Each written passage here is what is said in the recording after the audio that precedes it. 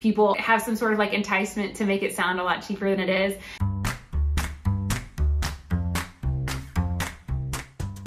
Hey, this is Dan and Michelle from Honeymoon Always, and today we are going to talk to you about our monthly expenses.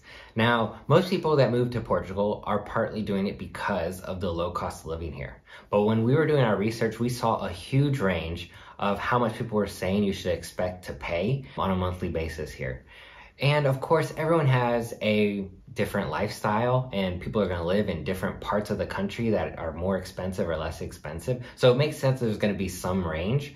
But I kind of found that there were some extremes where people would say like, oh, you can live off of 2,000 euros a month as a couple and you're going to be fine. I even remember someone saying like, you're going to live like a king on 4,000 euros a month. And I was like, happy to hear that. But then I'd go and investigate a little bit further and see that it just didn't make sense for what we wanted, that we would be living on that little amount. So for example, people would say how much to expect to spend on an apartment, but then Michelle and I would look online and see listings, actual listings for the places we wanted to live and the kind of apartment we wanted to live in, and it just didn't add up. So we wanted to share with you. I'm sorry. That's fine. So we want to share with you how it's going for us. So there's one caveat that we are new to Portugal. This 30-day period that we're going to show our budget for, we had just moved into an apartment 2 weeks prior, so we still had some stuff to buy. And that also meant that we weren't quite settled into our kitchen. So our grocery bill is a bit high, and then our restaurant bill is high because we just weren't cooking that much at that time. Also, it is a little bit low in the areas of travel because we didn't travel during this time. So we're going to tell you all about how much we spent, the exact euro amount for this 30-day period. We hope this is helpful for you. If it is, please subscribe to our channel. We're trying to make it to 5,000 subscribers, and follow along with us on Instagram at Honeymoon Always. And this will be our first time that we share our monthly expenses, but we're going to update you in a couple of months once things kind of stabilize a little bit more to see where things finally land. I think that'll be interesting too, because we've talked about different types of transportation we're interested in, or potentially even moving apartments or moving neighborhoods or whatever. And so we can share all of the differences with you then. So we hope you guys will subscribe and follow along. So the biggest expense we had in this 30-day period was our rent. We're currently paying 1,300 euro for an apartment in Campo De Ourique, which is a neighborhood of Lisbon. Now, Lisbon is obviously one of the more expensive places in Portugal you can live, and the neighborhood is a good one. And so it is also on the more expensive end. There are more expensive neighborhoods than ours, but so I guess, again, it depends on what you're looking for, but for the lifestyle that we wanted, this is what we're paying, 1,300 euro. Yeah. If you want something cheaper, you can definitely find it. If you want something fancier, you can find that too. Yeah. Next is utilities, and we spent about 280 euros. That included our home utilities like gas, water, electric, and our cell phones, which we have 2 cell phones and a hotspot. So just an update here. We've actually tried a couple of different providers for our cell phones, and just while we're here, I'll tell you that we're trying to get everything onto Vodafone. We've had the best experience with Vodafone. We've tried NOS, we've tried Mayo, and our phones right now are on Vodafone, and then our hotspot is on Mayo, and we had some issues getting it to work when we went over to Spain. So we're going to put everything over to Vodafone, and right now that's working for us. So if you're looking for a recommendation, that's what ours would be. So next we have medical insurance. So we're getting a kind of middle of the road private health insurance. So of course in Portugal they have their baseline health insurance that everyone gets, the public health insurance, and then we have the paid private. We're paying 125 euros for the both of us, and that includes dental. For transportation, we spent 64 euros, and that included taking Uber, Bolt, and 1 train ride to Cascais. This is interesting because in Lisbon, they have a unlimited bus pass, which includes the metro and the tram for 40 euros a person. But looking at that, I didn't think it made sense for us, but everyone was recommending it. So looking back, it's good to see that we actually spent less than 80 euros. And the reason is because Michelle and I, we walk a lot. So if it's within 20 minutes of walking, we're just going to walk. And then Uber and Bolt, they're very cheap, so it's like 3 or 4 euros to get a good distance from here. So that's what's been working for us. A funny thing though is Michelle and I, we don't like to driving cars here, like take Uber, because we just feel a little like queasy afterwards. The roads are so windy that we took an Uber from the train station back to our apartment, and it was like an 8-minute ride or something, and we were both like, ugh, like it is not our favorite. So I could definitely see us getting other forms of transportation in the future. We talked about a scooter, like a Vespa, not like the scoot with your foot type scooter. And we've also talked about, if we move to another area of Portugal, potentially wanting to get a car. So in the future, this could change for us, but for now, it's working for us to walk almost everywhere. Take Uber and Bolt are very similar. Take those when we can. And then public transportation has been mostly just like an adventure, like when we're traveling to different cities, but also because we want to try to explore and get better.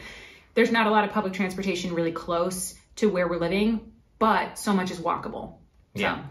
And that kind of goes into like the cost of rent, is we have an elevated rent, but we live close to so much that like transportation is cheaper for us because we can just walk so much. Yeah. So in this 30-day period, we spend about 47 euros on entertainment. This includes Netflix, Hulu, Spotify, and Dan went to go see a movie by himself. It was a Marvel movie, and I did not care to go. Yeah, she's not into action movies, so I just go on my own. I bring enough stress into my own life. I don't need to pay for it.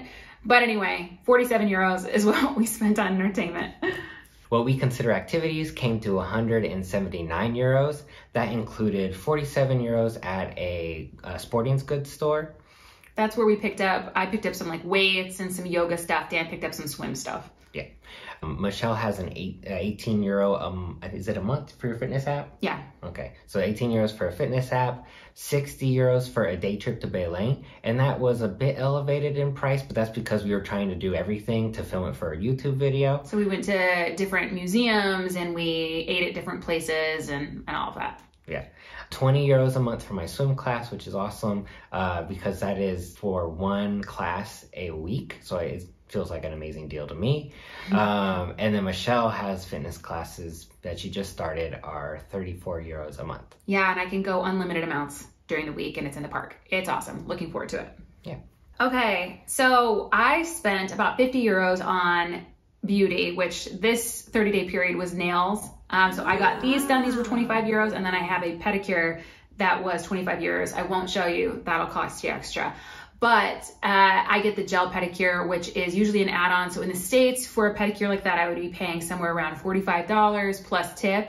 And so for this to be 25 euros, that's a good savings. And for something like this in the States, especially with the design, you're looking at something around $50. So this was a very good deal. A string coupon, as we like to say. String coupon. Other shopping was 338 euros, and that was mostly my external monitor for working, and then some clothes. We also spent 83 euro on some home goods, so some pottery, some plants and stuff, some stuff for the kitchen. All right, here's some other big ones. At the grocery store, we spent 487 euros. So that is a lot, I thought, but we have to keep in mind that this is our first month in a new place, so we were kind of stocking the shelves. And that also includes anything else you buy at a grocery store, like personal care stuff, hygiene, things like that. Even they have a kitchen section, so I'm sure we picked some things up from there as well. So I think it's a little elevated, but that's what it was. Okay. So this 30-day period, we spent 775 euros on restaurants. That's a little painful. That's very elevated for us. That's very high. We did spend 80 euros at a Michelin rated restaurant. We have a video about that if you want to watch it.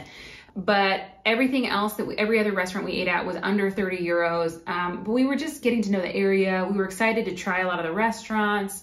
We were meeting new people and eating at restaurants. So there was a lot of reasons that this was elevated, and we're not spending that much now. Dan looked at our most recent week period, and what was it? It was like 80 euros for the past 7 days.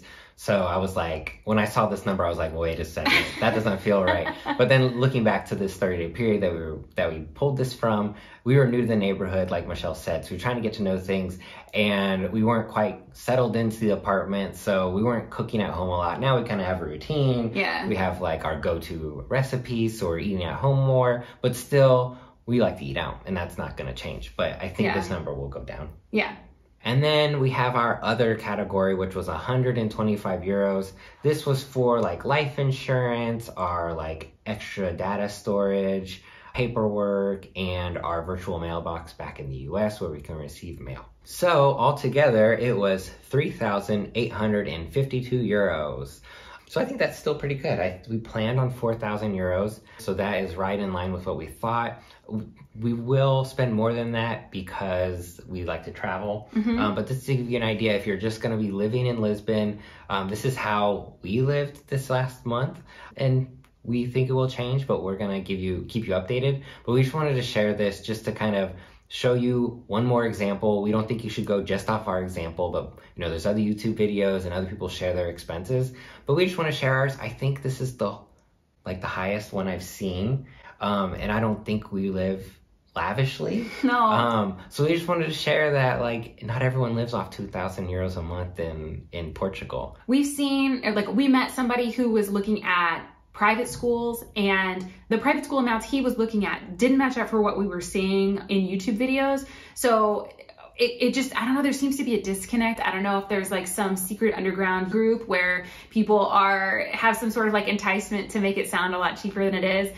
Maybe it's a club we haven't joined yet. So if in our next video, it goes down to like 2,000 euros a month, you'll know we've joined that group. So look forward to that. But you know, we're not trying to like call anybody out. It's just, we think this is a fairly reasonable amount to spend. Reasonable is relative, right? Like we could get hate because people think it's way too much money. This is less than we were spending in Austin. This is well within our means currently. So we don't feel like this is crazy. These are just based off of our personal choices. You can make different choices, but we want to represent people who want to maintain that same lifestyle. And especially with us being, I think, a little bit on the younger end of people who we come in contact with when moving to Portugal. I think maybe retiring is a little bit different than if you are, we're not partiers either. We're not like go out every night and go drinking. We're kind of somewhere in the middle, but we're married and established, and we want to have like the comforts of that. So it's very specific to our lifestyle, but we want to make sure that that is out there so that people don't, you know, get the wrong impression that they're going to come here and like spend no money and just be living like a king, like that one person said. So. Yeah. See, we didn't even hit 4,000. We're not living like kings and queens. I didn't think so, but I don't know. I'm going to be completely honest with you. There are things that like I had a budget for myself when I had a full-time job and I was living in Austin that I would spend monthly on clothes. And here I haven't touched that because there haven't been clothes that I want to buy. There haven't been as many products. Like I used to go to Target and just like find cute stuff for the house. Like we are not spending that same money because the environment here, the consumerism here is very different. So I wouldn't say that we're even living the exact same lifestyle as we were before because it is different. The culture is different. The availability is different, but I think we're still living pretty well. Yeah. It's been going great so far. So that is how much we spent in a 30-day period in Lisbon. If there's anything that we missed, if there's something we didn't cover, if you have questions about how much it costs to live here, please let us know. We want to be as open and honest with you guys. We're having a really good time living here, and we're having a good time sharing the knowledge that we have from living here. So please let us know, leave us a comment, subscribe to our channel, help us to get to 5,000 subscribers, follow along with us on Instagram, and we will talk to you later.